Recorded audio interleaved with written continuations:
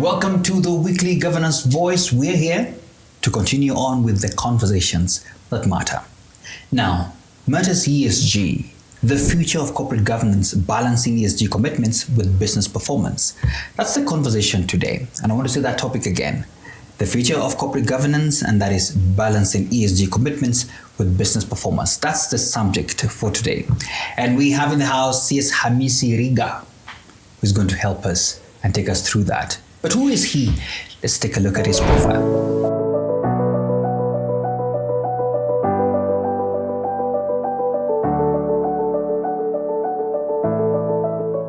CS Hamisi, welcome to the show. Thank you very much. Good to have you here. And, we're about to get into this whole balancing thing. As I've said, it's quite a mouthful of a topic today.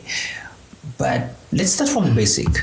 Someone is watching for the first time, they say ESG, what is this all about? Could you help us? And let's start by, first of all, the definitions. Well, since we're starting at the basics, yes, ESG is an acronym. Yeah. It stands for environmental, social, and governance. Yeah. These are metrics that are being put in place for companies to show how well they are adhering to these particular aspects. That is the environmental aspect, the social aspect, and the governance aspect. As you understand, the company does not operate in a silo. It operates with various factors around it. So of these factors are now these factors of the ESG, the environmental factor. How does it interact with the environment?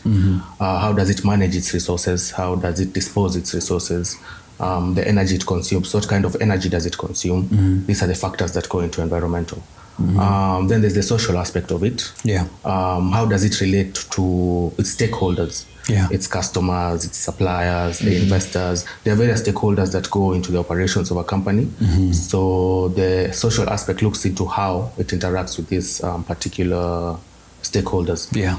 Then the governance aspect looks into essentially how the organizations are run, the governance policies that they have in place, the succession planning that they have in place, basically issues that go into governance. Wow. Thank you so much for that. And maybe we can try now and relate it to the subject of the day. We're talking matters to do with corporate governance. So why is it becoming a key focus of late? So it's becoming a key focus of late because, for one, investors are demanding more accountability. Yeah.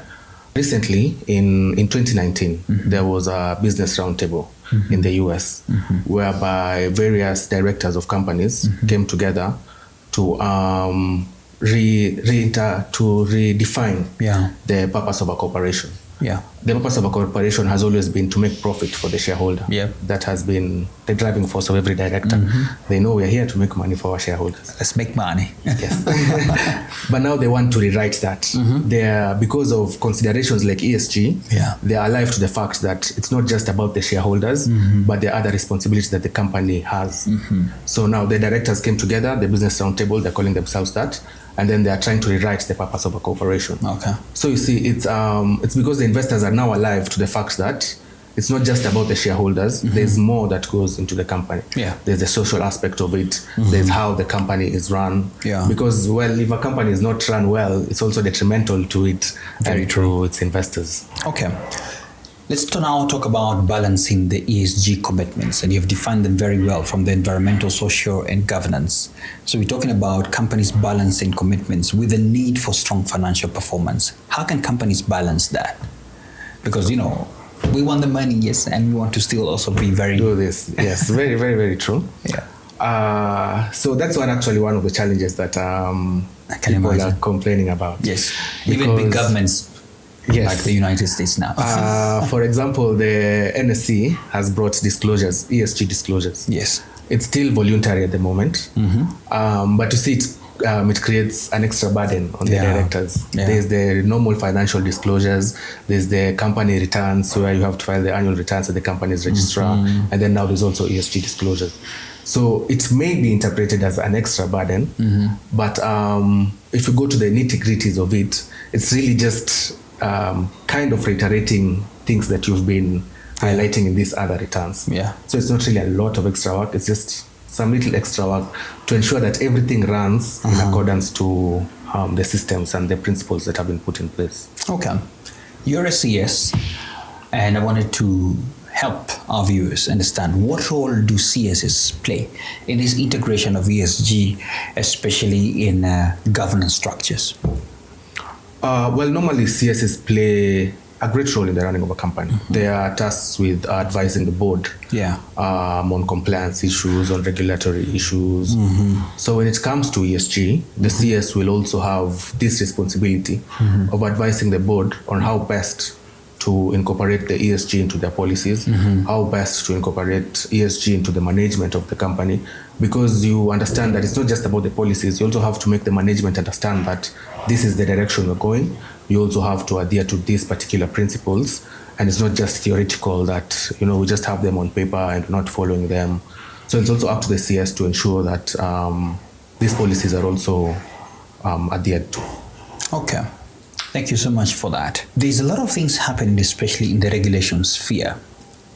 One of our episodes here, we were speaking to how lawyers and even the law environment is really as well trying to help corporates adhere to the changes that are coming, especially the Company Acts and all that.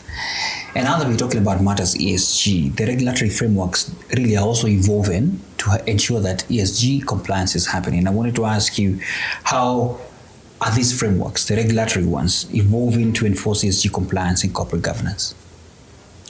Well, as you're saying, it's true. The sphere is really evolving, and it's evolving continuously. It's still a continuous process because people are still getting into the field, people are still understanding what needs to be done. So, as I mentioned, the NSC brought into place disclosures, ESG disclosures, that listed companies are expected to make. However, it being a new field, it's still voluntary at the moment. There's been a great uptake. According to the report the CMA gave, last year about 29 listed companies voluntarily filed the ESG reporting. So you see there is an uptake, however it may be slow. And this is because as the landscape is evolving, people are yet to be made aware of these changes. Changes like that, NSC disclosures. The CMA also gave corporate governance guidance. They gave a guidance on these ESG issues. Internationally, we have the ISSB. They gave sustainability guidelines on issues to do with ESG. So you see, not just locally, also internationally, it's a growing field that people are really getting into currently. So of course, definitely, as you're saying, businesses are also really trying to align within their business strategy as well with the ESG, so that at least they are complying. And I wanted you to allude to me, and I think you've mentioned one of it, being that this the uptake in itself is a bit slow. But what could you also highlight as a big one or two challenges that is facing corporations, especially in aligning their business strategy in ESG? I think maybe I would say lack of awareness. Companies are not yet made fully aware of the importance, so to say, of the ESG reporting on how important it is to the company. As I've said, it's a nascent field. People are still getting into it. People are still understanding exactly what it is. So investors are looking into it. And if companies do not know that it's important to ensure your ESG metrics are in line, it becomes detrimental to them. Now companies are not aware of this. They're not. So this leads to that slow uptake. People are like, what is this new thing? Wait, let it catch on and then we'll get onto it. Of which it's not the right mentality. Because again, as I've mentioned, it's going to be detrimental to the company. So it's only wise and advisable for boards to really take this up and look into these ESG metrics and how they can incorporate the same into their company policies. Part of your mandate as CS is to be part and parcel of really advising boards. And we have spoken a lot about this, especially when our foster CSs and FCSs who really are doing a great job in advising that. But boards as well are also trying to infuse and ensure that they're integrating ESG initiatives into their operations. And I wanted to ask you, how can boards ensure that ESG initiatives translate into long-term value for their shareholders and also their stakeholders? Various ways. In the macro sense of it, the board can set policies that are ESG based, policies that look into the ESG aspect of the company and ensure that the same are well distributed to the employees of the companies. The employees are well educated on the same. This is a role a board can take up. Also, the board can set compensations. The way they set executive compensations on how the shares are doing, they could also as well set executive compensations on how well the company is meeting its ESG metrics. You find the leaders in Kenya, the top performing shareholdings companies, top banks, that their shares are doing well. You find the CEOs are really paid well because as a reward of the shares doing well. So conversely, in ESG, they should also be doing the same thing. In companies that are having high ESG metrics, they should also be awarding the executives so as to encourage them to be doing the same. Okay. Assuming that all these things we're talking about have been infused in a company, definitely there must be a metrics of measuring how they're performing. And I know there could be various of them out there, but what's the most effective way of companies measuring how they're performing when it comes to ESG integration? There's a template that the CMA gave. Okay. That's the Capital Markets Authority. Yes, the Capital Markets Authority. Yeah. That they gave on reporting on the ESG. Okay. So the reporting on ESG gives you the various ways that highlights how exactly you are to meet those metrics. Yeah. For example, on environmental, there's issues to do with carbon emissions, there's issues to do with waste management. Yeah. So you're supposed to report on how well you're managing your carbon emissions, if you're Yeah. a company that has carbon emissions. On issues to do with waste management and disposal, you highlight how well you're doing this. And then they've also allocated grading points. For example, I think in 2023, the CMA gave generally on governance in Kenya, we got a 75% rating on governance. Okay. So they rank companies on how well they are meeting their metrics. There's the leadership, there's good, there's fair. So you find companies can strive towards getting to this leadership ranking, whereby they are well meeting their ESG metrics. Okay. Anyway, as we near the close of the conversation, we're talking about ESG, and I wanted to allude to the impact. My question to you is how ESG impacts investor confidence. But even as you answer that, what are the trends that you're seeing? Because I know there's also a lot of geopolitics now that are affecting all this. But let's speak about impact on investor confidence when you have ESG in place, plus as well a little bit on what you're seeing as the trend in these matters. On impact, maybe to give an example of the dangers of not having ESG metrics in place. A historic example. In Europe, there was the Medici family. It's still pretty famous. I believe we've all heard Medici. You're right. We may not know what its concerns, but we have heard of the Medici. So they were a financial company. At some point, they had a bank. They were running a bank. They had the Medici Bank.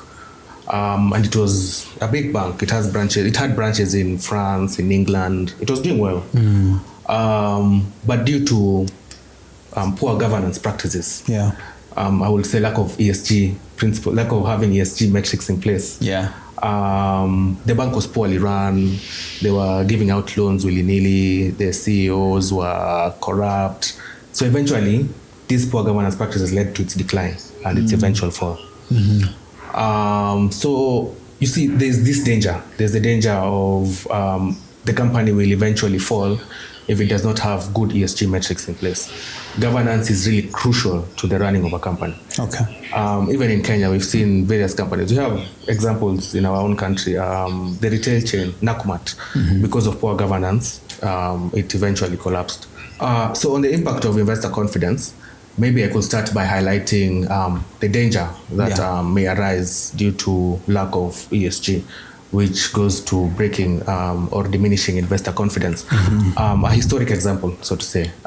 There's the Medici family in Europe. I believe we've all heard of the Medici family. They had a bank. They were running a bank in Europe. That's how they actually got famous. They had a very prosperous bank in Europe. It had branches in Lyon, in France, in England, in Germany. It was doing really well. However, what led to its eventual decline was poor governance practices. Yeah. We were having the CEOs who were pretty corrupt. They were advancing to themselves loans. They were advancing loans to their friends without proper documentation. They were running the organizations as toys, not really as a company, with good metrics in place, with good governance principles in place, with good ESG principles in place. They were just running it as a kiosk, so to say. So this led to its eventual decline, and to the decline of the Medici family by extension. So it is quite important that companies ensure they have their ESG metrics in place, that they are adhering to these ESG metrics in place. That way investors are more confident when coming to invest in the company. Yeah. The investors know that this company looks out for its investors, looks out for its stakeholders, and it's a company that we are confident when we invest in. Awesome.